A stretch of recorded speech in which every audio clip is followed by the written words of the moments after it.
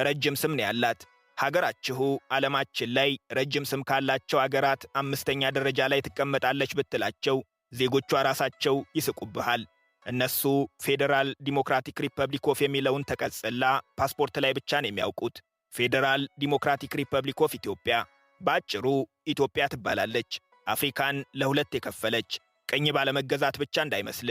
ኢትዮጵያ አፍሪካ ውስጥ ከምናውቃቸው ሀገራት ሁሉ ትለያለች። በምሳሌ ላስረዳ።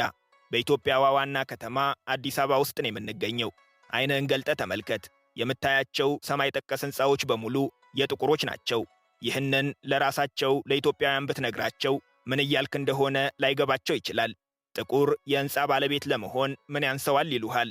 ኢትዮጵያ ከምታውቃቸው የአፍሪካ ሀገራት በሙሉ ትለያለች የምልህ ለዚህ ነው።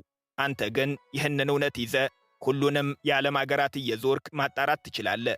አንድ ሙሉ ከተማ ሙሉ ሕንፃ፣ ሕንፃ ሙሉ ድርጅት የጥቁር የሆነበትን እንኳንና የዓለም የአፍሪካ ሀገር አታገኝም። ከናይሮቢ፣ ጆሐንስበርግ፣ ፕሪቶሪያ፣ ከዳሬ ሰላም ሉዋ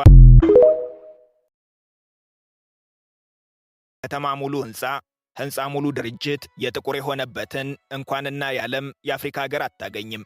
ከናይሮቢ፣ ጆሐንስበርግ፣ ፕሪቶሪያ፣ ከዳሬ ሰላም ሉዋ